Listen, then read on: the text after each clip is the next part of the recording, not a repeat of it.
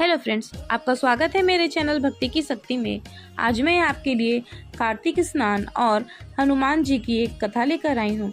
अगर आपको मेरी ये कथा अच्छी लगे तो कमेंट बॉक्स में कार्तिक महाराज और हनुमान जी की जय अवश्य लिखें।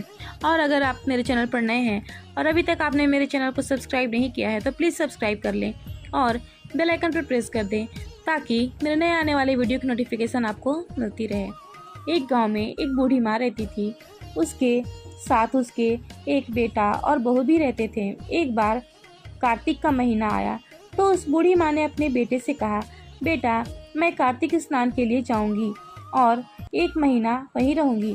तो बेटे ने कहा, ठीक है माँ, मैं आपके लिए लड्डू बनवा देता हूँ। फिर बेटे ने अपनी पत्नी से कहा कि माँ के लिए 30 लड्डू बना दो ताकि माँ पूजा पाठ करने के बाद कुछ खा सके।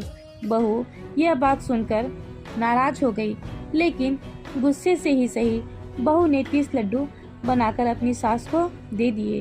बूढ़ी माँ नदी के किनारे कार्तिक स्नान के लिए गई और वहीं किनारे पर एक झोपड़ी बनाकर रहने लगी। बूढ़ी माँ रोज सुबह उठकर स्नान करती और जैसे ही एक लड्डू निकालकर खाने लगती तो हनुमान जी बंदर के वेश में वहां आ जाते और बूढ़ी माँ वह लड्डू खुशी से उस बंदर को दे देती। अब रोज हनुमान जी बंदर के रूप में आते और बूढ़ी माँ रोज बंदर को लड्डू दे देती। इसी तरह पूरा कार्तिक का महीना बीत गया और सभी लड्डू बूढ़ी माँ ने उस बंदर को खिला दिए। कार्तिक का महीना खत्म होने पर बूढ़ी माँ वापस अपने घर जाने लगी तो हनुमान जी वहाँ प्रकट हुए और हनुमान जी की कृपा से बूढ़ी माँ की झोपड़ी की जगह वहाँ एक आलीशान महल बन गया। बूढ़ी माँ का पूरा महल धन दौलत से भर गया और बूढ़ी माँ की काया भी निरोगी हो गई। अन्न के भंडार से महल पूरा भर गया। इतना सब होने पर वो बूढ़ी माँ धूमधाम से अपने बेटे के पास गई। बूढ़ी माँ को इतना धनी देखकर बूढ़ी माँ की बहू ने कहा कि अगले कार्तिक के महीने में मैं भी अपनी माँ को कार्तिक स्नान के लिए भेजूंगी। धीरे धीरे समय बीतता गया और फिर से कार्तिक का महीना आ गया तो बहू ने अपनी माँ को कार्तिक स्नान के लिए भेजा और अपनी माँ को भी घी और मेवा मिलाकर 30 लड्डू बनाकर दे दिए। बहू की माँ कार्तिक स्नान के लिए गई।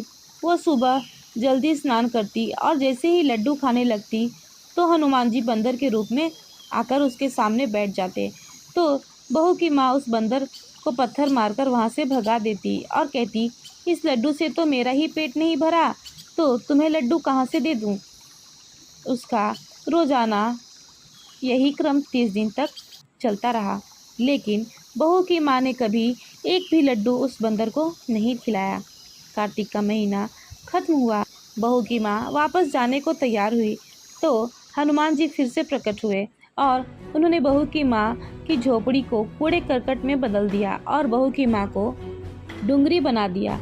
कार्तिक का महीना खत्म होने पर बहू ने अपने पति से कहा कि कार्तिक का महीना खत्म हो गया है, अब मेरी माँ को गाजे बाजे के साथ लेकर आओ।